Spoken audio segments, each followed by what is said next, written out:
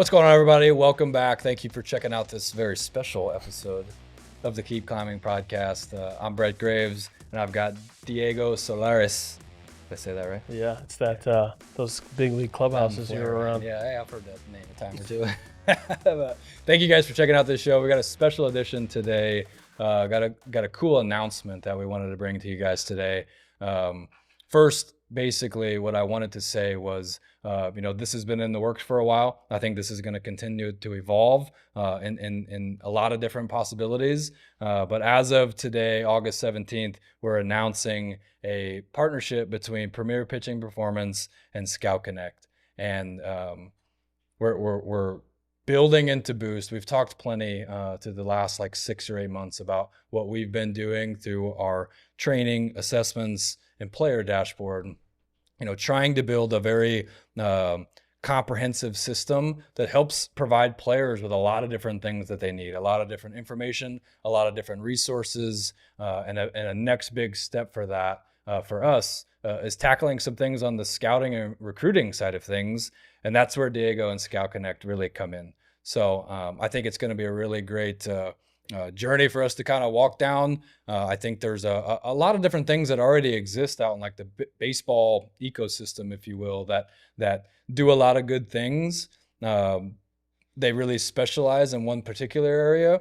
So through this partnership, I think we're really going to be able to localize a lot of that for players and for coaches, and help bring everything kind of back into one centralized location for all of our players that are training at our facilities, that are attending Scout Connect, events or tournaments or showcases. And I think it could be a really cool, big opportunity. So the first thing I wanted to ask to Mr. Diego is, just a little background on maybe where Scout Connect came from, what your motives and passions is, within it, and, where it all started.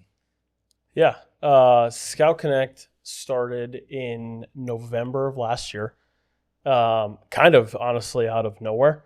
It was just an idea, I guess a passion, you could say, that was created by throwing stuff at a wall and hoping it stuck. It kind of built the foundation for it in the winter, had our first winter event last year in February, kind of took off a little bit. That parlayed into the spring, into the summer, into some tournaments, into some more events. I guess where the passion or the idea, the motivations, the drive, whatever is, I just like baseball, man. I like baseball. I like watching baseball. I wasn't a very good player.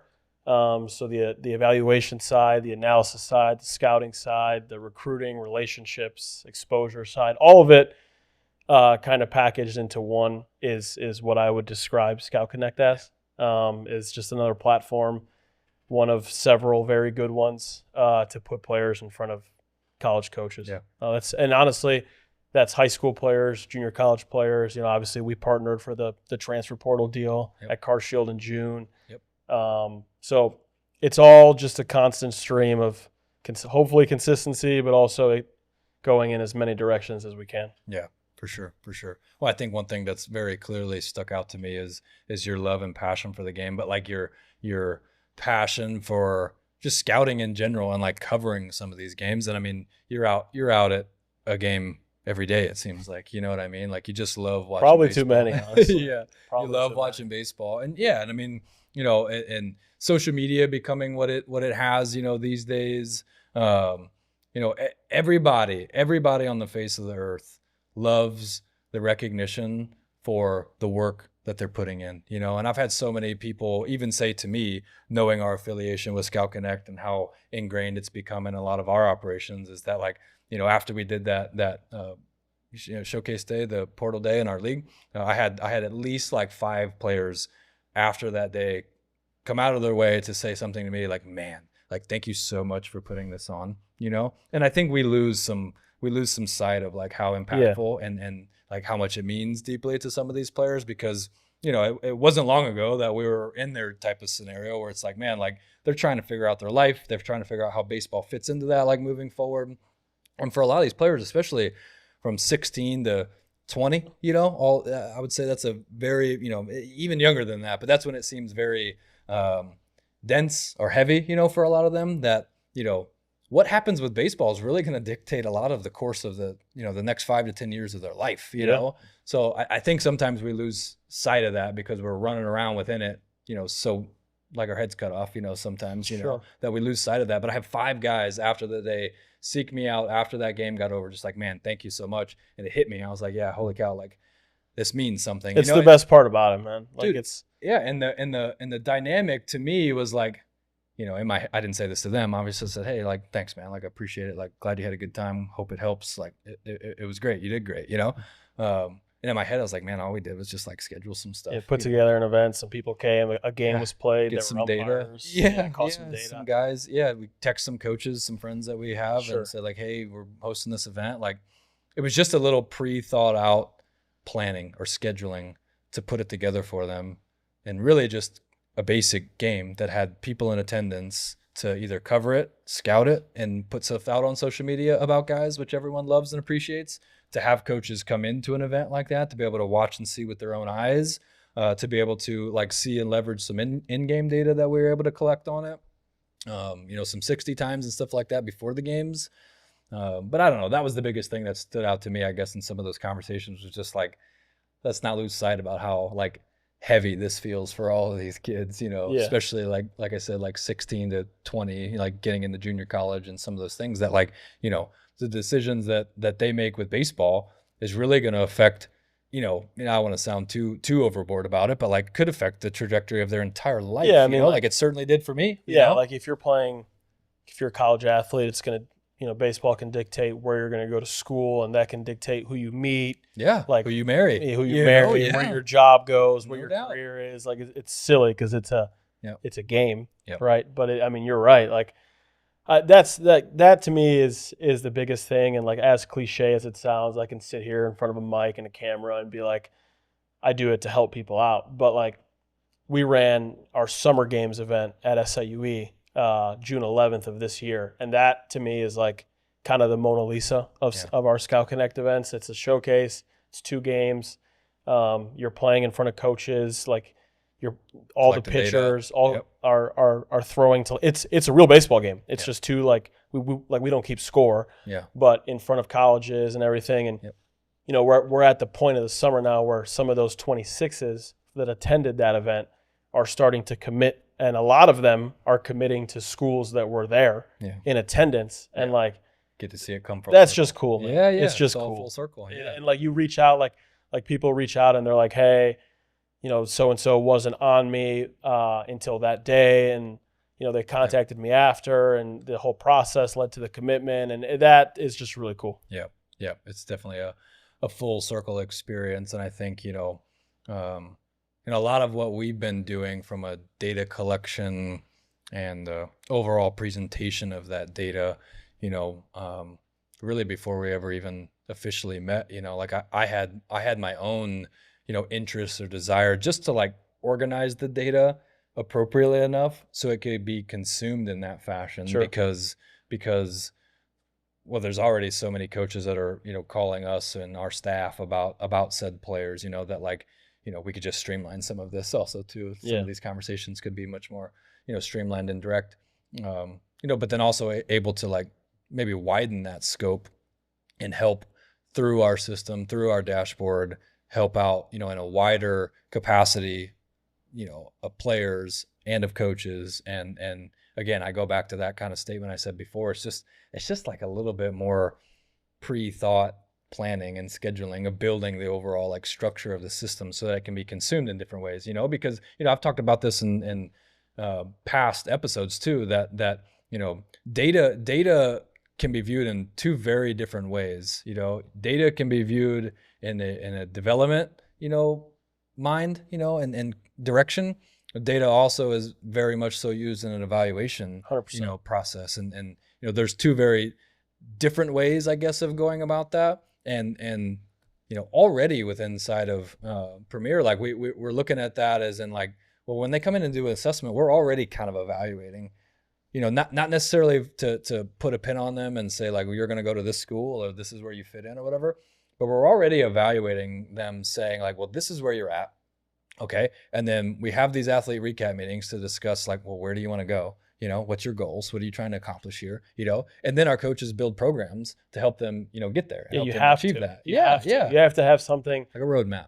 Yeah, a roadmap. That's a great way to put Yep. it. Like some kind of backing so that you can sit down and tell somebody like, you're here to get to where you want to be. You have to do this, and that's how you build everything. I want to go back to the data thing because obviously, like, we can get into the profiles and whatnot, but I talked to so many schools, so many coaches this summer, especially on the pitching side. Like we can stay on the pitching side because the TrackMan data, right? Like it's so valuable to be able to capture something that you can't see. Like we wouldn't be able to pull with my eyes and be like, that's an 18-inch vertical break fastball. Like you can't, right?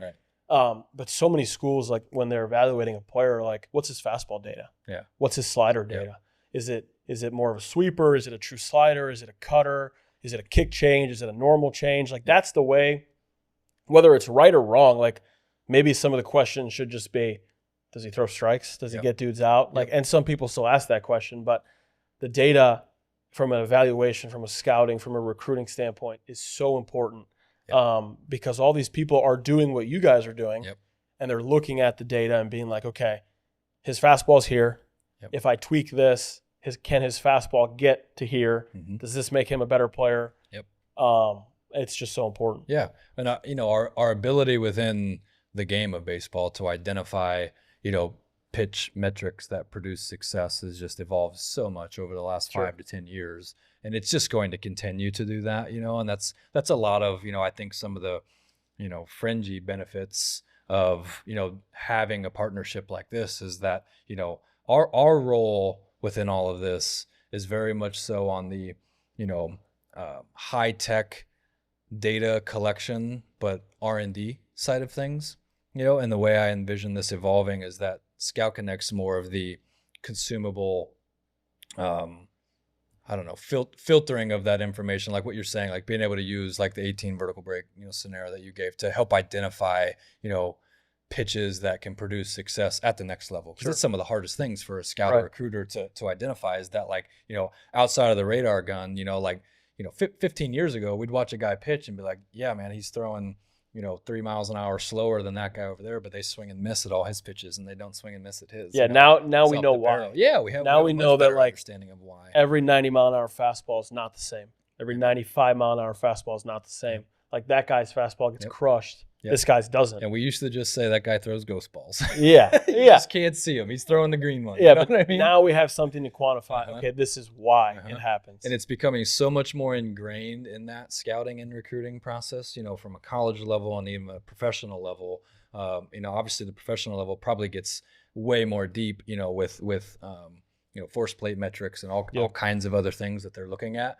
But basically all these teams are building their own models similar to like what we're building at Premier to say or predict, or at least, you know, some type of trajectory of like what this player, you know, could wind up being, you know, and like, so to take that evaluation conversation that we were having earlier, it's kind of like where he's at, but also understanding, you know, where we think in our program we can get him to, you know, whether that be, you know, us training him or that be the, you know, St. Louis Cardinals or whoever, you know, like they're looking at kind of, and I mean, your traditional scouting grade, you would have done the same thing. You give this kid a 35 when you watch him and you project what the future grade is. His future could be a 55, you know, with his command or whatever, right? But now we've just got better objective ways to identify some of those things that, you know, over the course of the next 5 to 10 years, you know, my personal belief and why I wanted to pursue this so much is because I think over the next 10 years, like that's just going to go through the roof. You know, it's already getting so popular that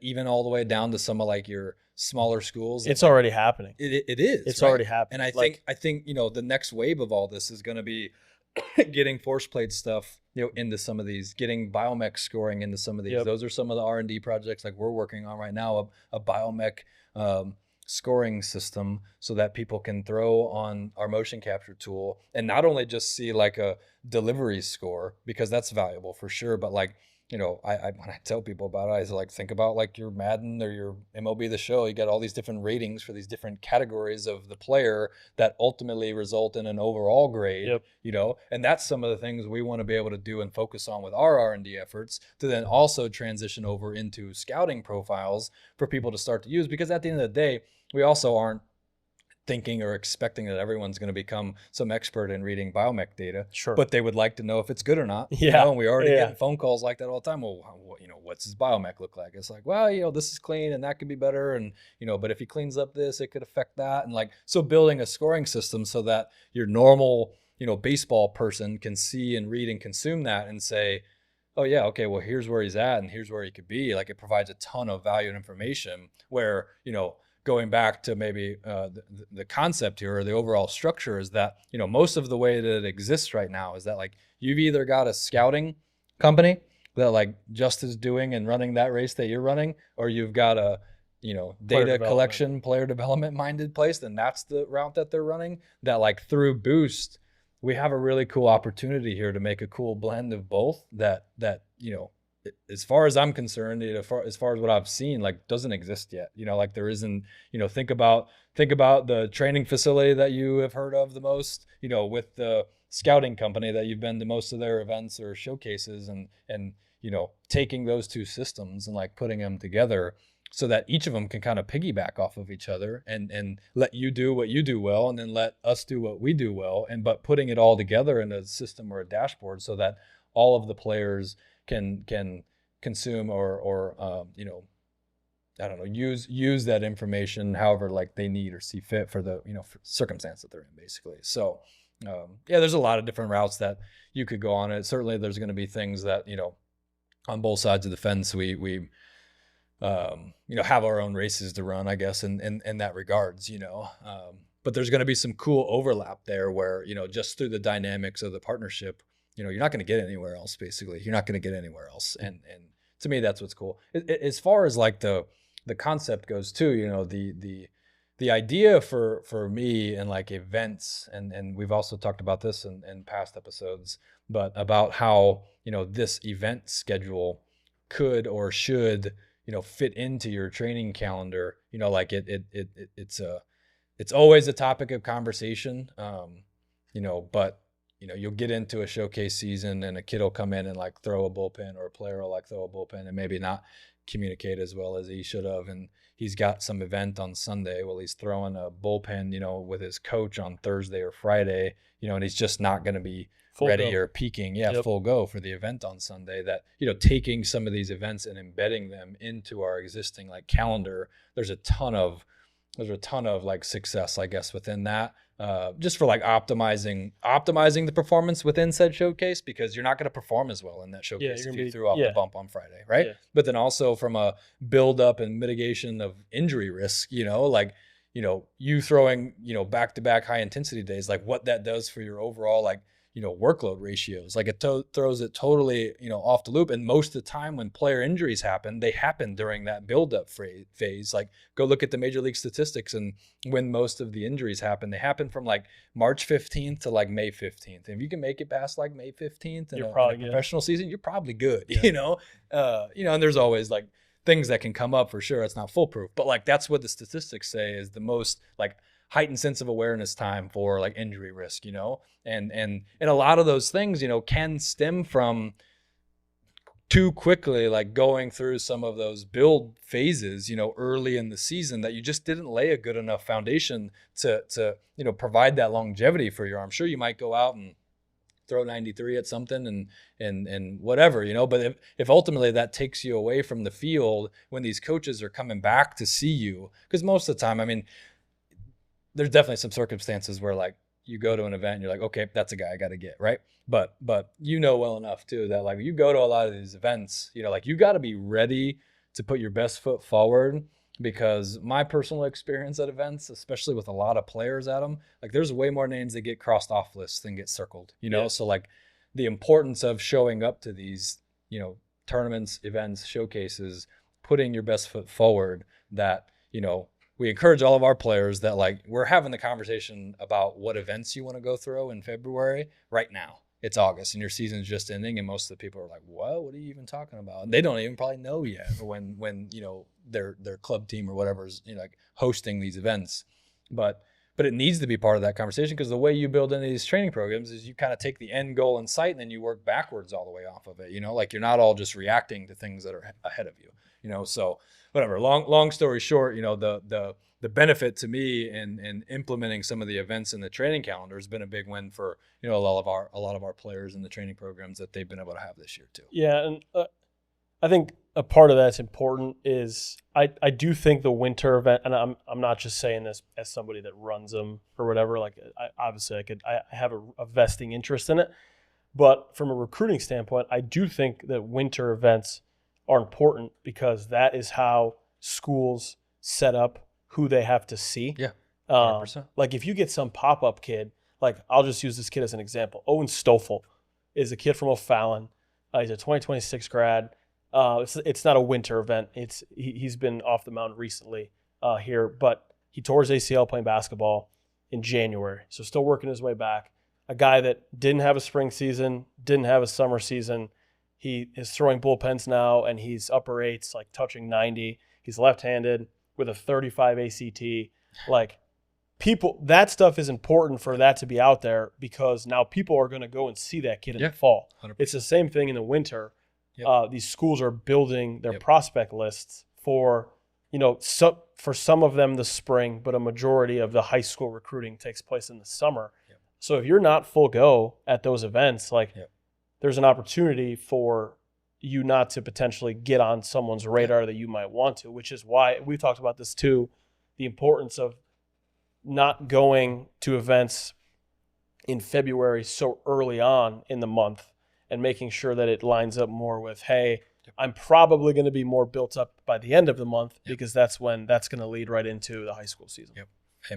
Amen. And I think the point basically in all of that is you can go to a lot of these events and like get yourself on a radar, get on somebody's radar. But at the end of the day, you're probably not getting signed just from said event. They're coming back to see you. 100%. So the blend, basically exactly what we were both talking about there, like get on the radar and make sure that whatever you do to get on the radar is not affecting the next time that they come back to see you. And that's like the best way to navigate that entire, scheduler scenario for yourself. That, in any event that you go to, if it's the biggest event in the country and it does something to take you, out of competition or good health or whatever 2 months later, or even just increases the risk that you could, then you probably shouldn't go. You probably shouldn't go. But, everything that you can do leading up to that to prepare and to be ready for that is an opportunity for you to get on somebody's radar, so that when they come back to see you, they've got such a vetting process that they go through. They're calling your coaches. They're trying to figure out what kind of person you are. Yep. They're trying to figure out what kind of student you are. They're trying to build some type of initial relationship with you too, to see if you're going to even fit in their clubhouse. Or if you're interested in the program. Yeah. Like so many different things. For me, there's two types of events. Like there's straight showcases, and then there's like the events that have a showcase integrated into some form of gameplay. I would say both styles of event. Obviously, if a coach goes and sees you actually play in a game, they're probably going to be more interested in because they're going to get to see what you do in a game-like setting, not just in shirts, like a t-shirt and shorts. But all events are just identifiers. Yep. Like these guys are going to go out and they're going to see you. And if you're not at your best foot forward, it's definitely hurting you more than it's benefiting you. Yeah. Amen. Yeah, and I think that's still like the events and the showcases and the tournaments has gotten so popular these days, Sure. And like kind of a FOMO, thing for a lot of people that like, well, they're going to that event. Like, so I have to go there. And I have to go there. Yeah. And they lack some understanding maybe of like how it fits into their calendar, what type of schools and people are in attendance to do that. Am I at the right tournament or showcase or event? Because obviously everybody is looking to go to the, best and biggest competition, and that's all exciting and whatever too. And we could talk about some of the, issues that causes all the way down into like club ball these days, that like finding the best fit for you, in regards to a college or a school is extremely important. The coaches are trying to figure out if you're going to fit within their program and their clubhouse and their system, like you should be equally trying to do that. But you should also be trying to do that as far as like these events are concerned too, like what makes sense. Yeah. What makes the most sense for you because you don't have an endless amount of like time. Like you got all these different events to pick from. Like which ones do I or go to? Resources either. Yeah. And money to go to, right? Yeah. Like spend your time and your money, like the most efficient, to accomplish like your end goal, and I think understanding what your end goal is probably first and foremost there, Sure. and like where you fit into that and what you're looking to accomplish. And then you can kind of start to line out like what all those things are for you, whether it be teams to play for, events to attend, showcases to attend, and then ultimately picking like what college, is going to continue to, provide an opportunity for you, and I think that's all anybody should be trying to do is like, what am I going to do today? What am I going to do this month? What am I going to do this year to just extend my baseball career? And that's all that, if you're looking at it like through that lens, where I think people get messed up is they're looking at like, oh, just like this week, like we've got this thing. And like, I mean, you got to be able to zoom out, I think a little bit further than that, understand how it fits in like the big picture for you, so. Yeah. So, as far as the system is concerned, let's maybe just talk through the very logistical things of how it's going to operate. Why don't you start first with like just the player profiles? What was important for you to like get in there right away? And then maybe some 2 cents on, some teasers on like what's to come. The biggest thing for me was just to be able to provide an individual athlete with a clean layout place where all their information from a showcase, a tournament, a high school game, for it all to be housed in one spot that can continuously get updated by myself or whoever else is seeing the player. Mm-hmm. And for them to get that as like a complimentary piece of coming to an event or us seeing you. So like it's either like at a showcase, or if I'm at like a Triad Edwardsville game and I see a guy that's 88, 91, like I'm going to go and make them a player profile, upload that information, put a video from Twitter in there. Yeah. And I think that creates a lot of value for me and for the athletes, for Scout Connect in general. That was the biggest thing for me. The player layout, obviously we don't have visuals up right now, right? But like the player layout, the way the information is hosted is super clean. It's super easy to digest. And like for me, it's easy. I think for the player, it's going to be good. I think for the player's family, it's going to be easy for them to see everything. And then obviously, probably most importantly, for any college coach that is looking at the database, they're going to be able to pull the player profile up and see everything they need to see right away. Yep. Well, from the coach's standpoint there, like understanding what this looks like through their lens is super valuable too, that they've got so many players and so much data and so many things to consider, that it's got to be like clean and efficient for them to work through. So they don't have to waste time. Yeah, so that they see, so they don't have to waste time, and they see, value in using a platform like that to even help set the course or direction, for their recruiting and their time. Because at the end of the day, they can't be in 2 places at once. They're going to have to pick through game schedules and go where they want to go. So we're hoping that this is a tool for them, to help expedite kind of some of that time and get them to the right places to go see the player in person and build those relationships and work through those phone calls and work through those things that ultimately it takes to, get a player on campus. But having that lens, I guess, of just like what the coaches, want to see and need to deal with too is super valuable there. Yeah. So all the information from any Scout Connect event, tournament, high school game is all going to be on a player's profile. And I think the cool thing is like the ability to continuously update it. Yeah. Like you'll be able to see where a guy was in, like let's say someone comes to our February winter showcase, right? They're going to get their data, their TrackMan, their blast, their 60 time, their video, all the good things, right? And then that same player, I see them at a high school game in April, right? And maybe this day they were 84, 86. And the high school day, they're 85, 87, right? And then in July, their club team is playing at one of our tournaments. And on that day, he's 86, 88, right? So now it's the ability to track the progression of the athlete And oh, by the way, all of these also have a video attached to them. Yep. So here's the video of the guy who needs 84, 86, Yep. 85, 87, Yep. 86, 88. And it's all in one spot Mm-hmm. that you can continuously look at it. To me, that's the coolest thing. Yeah. We'll talk about that a little bit more. The value from both sides of the fence there, from like the player and families side of the fence, but also the coaches side of that. What's the value in that, you think? I'll even make it 3 fences. So like Yeah. we'll start with the player and the families, right? The value in being able to see your progress, obviously there's a lot of it, but it's physically in front of you. Like, hey, I'm getting better, right? So now you know that what you're doing is not wasting your time. It's like working. whatever your surrounding ecosystem for player development is, for your training, for your health, like you're doing the right thing, okay? From a coach standpoint, you're looking at this and being you could look at it from both sides, from 3 sides, honestly. The kid's getting better. Here's visual proof of it, okay? They're staying the same, like they're stagnating, or they're getting worse, right? And unfortunately, like all those 3 are good for a college coach to know, right? It's just more information.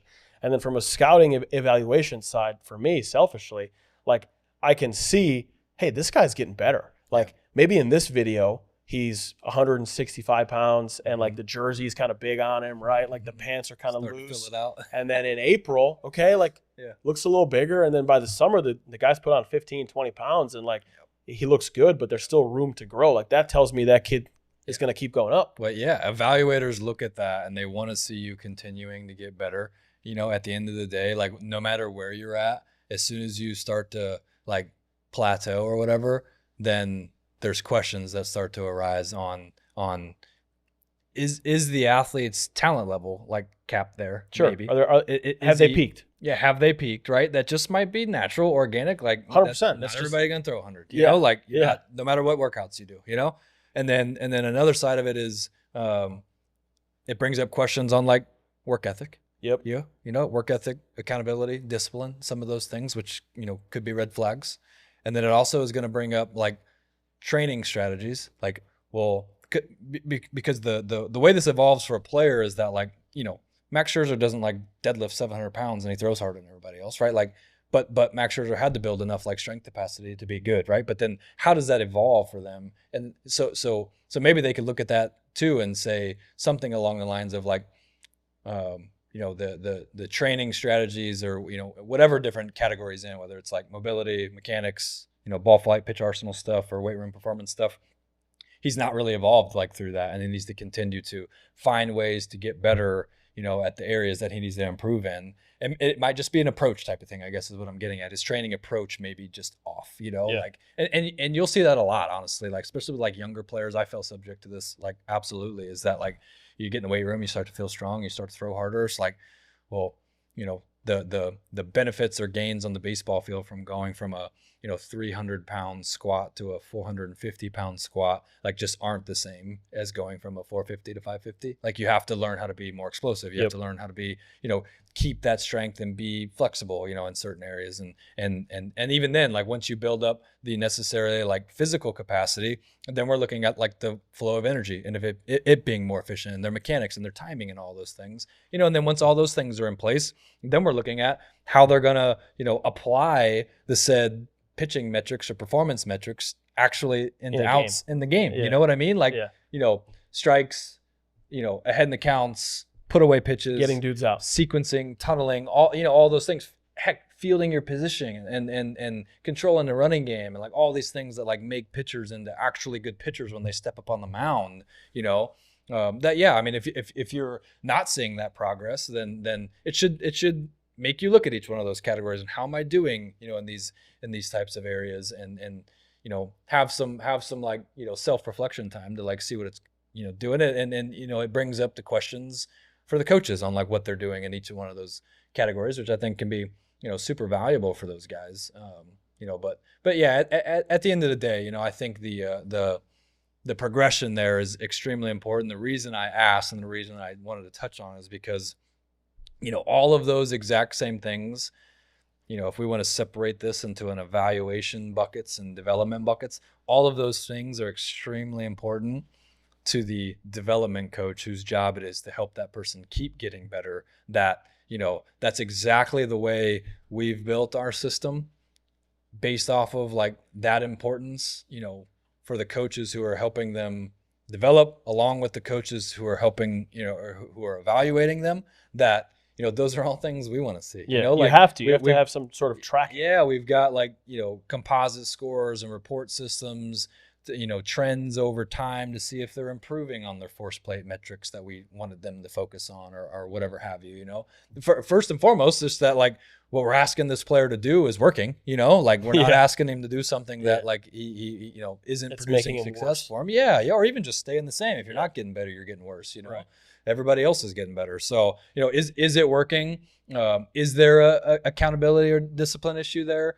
Is that on our end of it from a programming and approach standpoint? And then this whole nother wave of, well, how are we applying then, all of the things we're working on in the gym and in the facility and in the bullpens? How are we actually helping them to produce that like success on the field that they're ultimately desiring? That, I say this all the time, like our core pillars for Premier are assess, prescribe, train, win. And that's the process that we want all of these players to go through. It's so very important to me that last one is win, because my personal belief and all of our personal beliefs are like, if everything we're doing in the gym like doesn't produce outs or success or wins on the field for you, then we wasted a whole bunch of time and a whole bunch of money trying to figure out how to do this.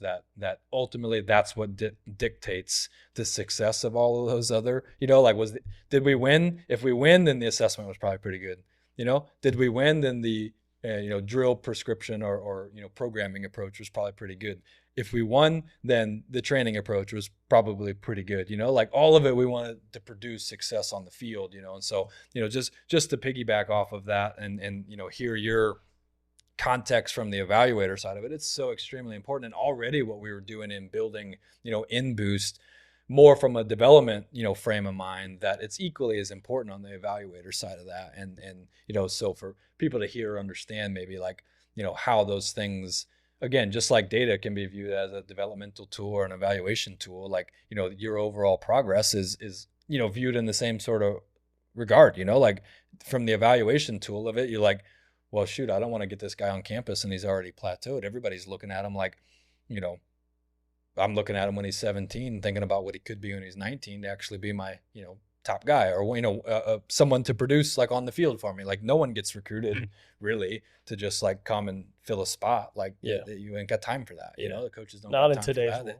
world. No. Right. Like, and I mean, there may be some cases here or there where like a player, showed really good success at an earlier age and maybe had some type of little injury bug, and a coach knows him personally and, has some sort of experience to know that, or confidence that they can get him back to where he was. And then that probably happens, but even, to prove your point, and we've talked about this again in a earlier episode, but just how much recruiting and everything is changing, and evolving right in front of our face, that, there is just like less time to be given, for opportunities like that. Like there's just so many, like so much more few spots. I'm saying it terribly, but so many less spots to go around for just like, I'm going to recruit this guy, give him a spot, and like hope he pans out in 3 years. Like that doesn't happen anymore. Yeah. It doesn't happen anymore. Yeah. It's just not it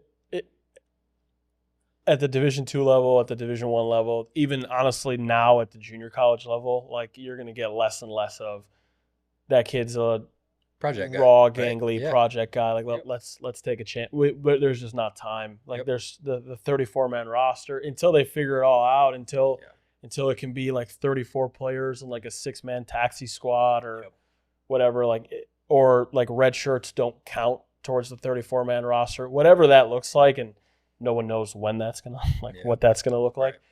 You're just gonna get less and less of that. Yep. Like if you can't be a guy right away, you're not. There's not gonna be a spot for you. Yep. Well, I mean that goes all the way down. Like some of my initial thoughts or considerations in doing like a showcase game within the PCDL this summer is that the landscape of recruiting is just changing so fast right in front of our eyes that we're in it every single day, and I couldn't tell you what's going to happen or what it's going to look like in a year or two. Guys. Like now there's like the DSA tag or whatever. And I asked some of the guys, the coach that I'm close with at the Division I level, like, hey, what does that mean? And nobody knows what it means. Like the guys that are about it, that are making head coaches that are making decisions, They're like, we have no idea. Well,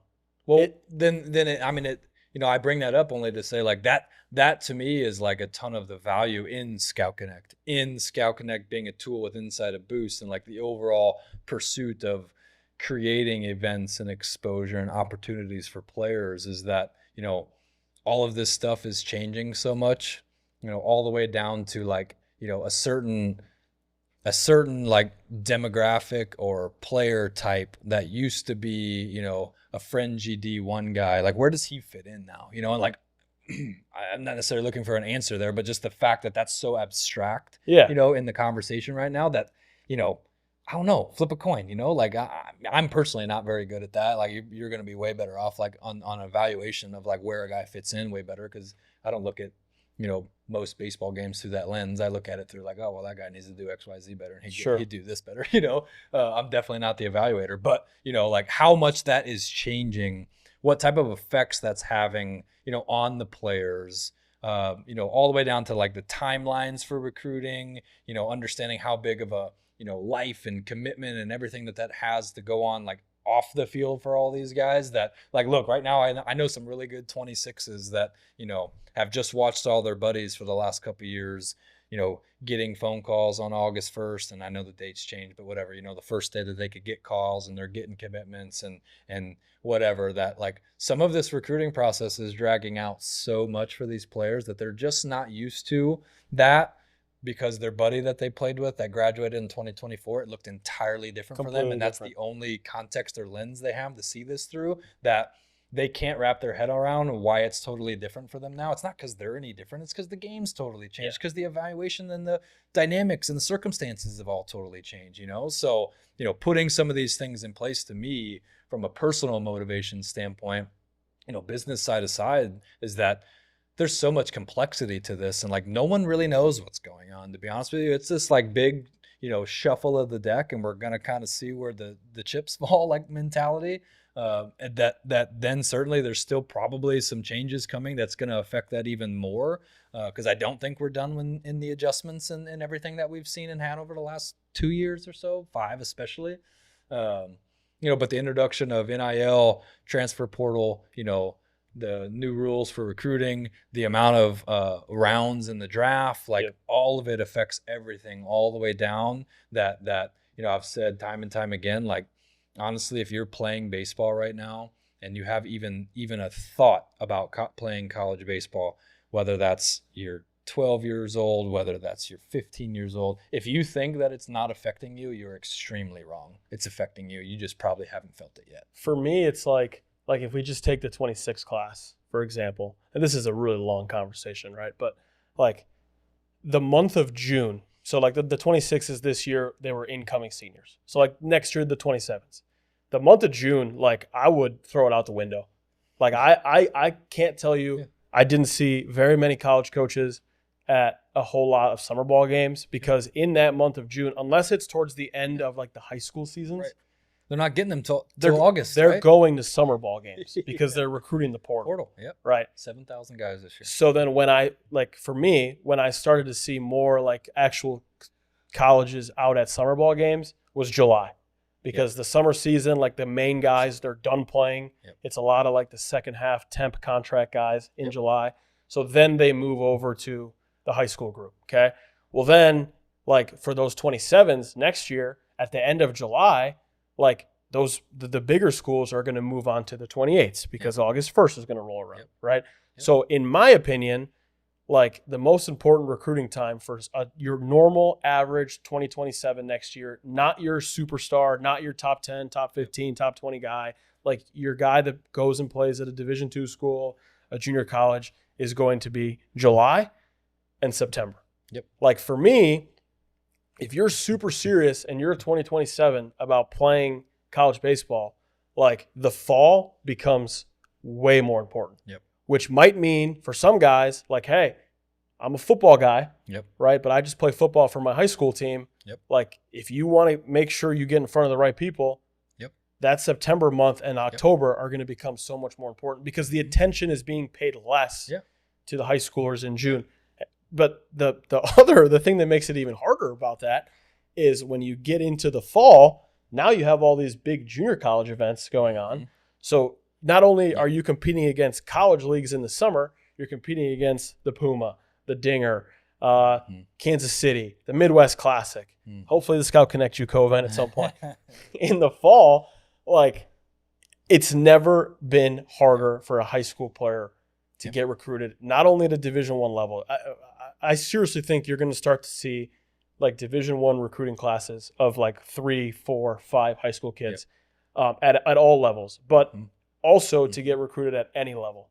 And that's why I would tell you, like, if you're a high school player that is really wanting to play, you have to go. And obviously, if it fits for you academically and life-wise and you know, all the others, proximity-wise, whatever, like, go where you're going to play because everybody is just a glorified JUCO at this point. It just is what it is. Yeah, you know, and I think like athletes and players and families, which is why we like to do stuff like this. We spend so much time, you know, when we're not necessarily doing our day job of scouting or you know, pitching training or whatever, that like these are the conversations we try to have, because I've had this conversation 50 times this summer, you know, like of just like different players navigating the portal, navigating high school recruiting or whatever, because, you know, I don't expect them to, but they don't understand all of those dynamics and that schedule and how it affects them.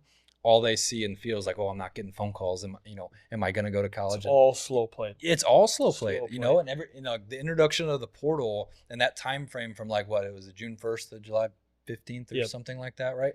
That like has just bumped all of that around, you know, so like understanding where you fit into that should impact the decisions you make on, you know, your training calendar, the events you attend, and the multi-sports that you choose to play or don't play, and like all of those dynamics to, you know, essentially accomplish like your big picture goal of going to play college baseball, if that's what it is, you know, that, you know, a lot of people are just looking at how it's existed 10 years ago and trying to fit that into the mold of what they're currently in, not understanding that like the game's just changed, you know, like it's just changed. It's not you, it's not you, the environment. Like, Amen. I think we went in cycles where like there was a time period like in the early 2010s and like when I was coming through high school too, like it was normal for a lot of people to commit somewhere their senior year, right? And then we went through like a branch of time where if you were uncommitted by your senior year, it probably was a bad thing, right? And I would say the next couple of years, like the 26s, the 27s, and 28s, and even probably the 29s, like when they get to their senior spring for their high school season, you're going to see a lot of guys that are still uncommitted. And people are going to freak out about it. And, I mean, because the precedent that they grew up with is you should be committed by then, right? But it's just going to become the normality of it. Like the spots are so limited that, like, even the schools, and I'm not going to throw names out there, but like even the schools that you would look at and be like, that program hasn't had a ton of success, like they have to be picky with who comes there because that's just the environment that they're put in. And it's going to push everything back. Yep. Everything is so delayed. And I think that people starting to view it through that lens is a good, you know, healthy approach, because I think it also creates a whole lot of like stress and questioning and like, am I good enough? Am I doing the right thing? Self-doubt. Yeah, self-doubt and trust in your process rather than letting just the outcome dictate your belief in, am I doing the right things? And that has like an effect on how you play on the field. Yeah. Like it really does. Like Amen. I've seen a lot of guys this summer that I know are good players, right? And I have a relationship with them and I know that like they're stressed out about their recruiting and they're not playing as well. Yeah. And no doubt. Start pressing. You start trying to make something happen on the baseball pressing field is a great way to and play. not letting it come to you. And you're not going to be successful in this game doing that. You're not. No doubt. Let's talk a little bit here at the end about some thoughts or some vision on where you'd like to see Scout Connect go from a events standpoint, but then also maybe a data, you know, visuals and delivery, you know, standpoint. You know, what magic wand, if you you know, were to wave the magic wand in 5 years, what's Scout Connect doing? I'm going to give you the answer I give everybody that asked me that. They got no clue. Like, Valid. I'm rolling with the punches right now. Yeah. We'll see what happens. I have a strong vested interest in Southern Illinois, in the Metro East, on that side of the river. It's home for me. That doesn't mean that, neglecting other parts like St. Louis, Missouri, whatever. But I don't know. Roots, yeah. I don't. I have no idea where it's going to go right now. We are just absolutely going with the flow. Yeah.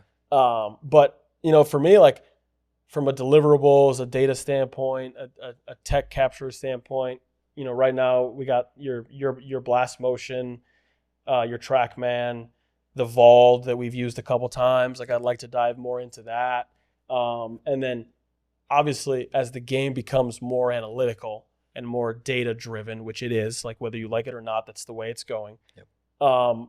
We're going to have to keep up with it. Right. So whether that means, from like a biomechanical capture, from like a pitch AI standpoint, maybe a force plate mound standpoint, more stuff with the hitters, being able to capture data, like more actual movement pattern data with hitters as opposed to just pitching.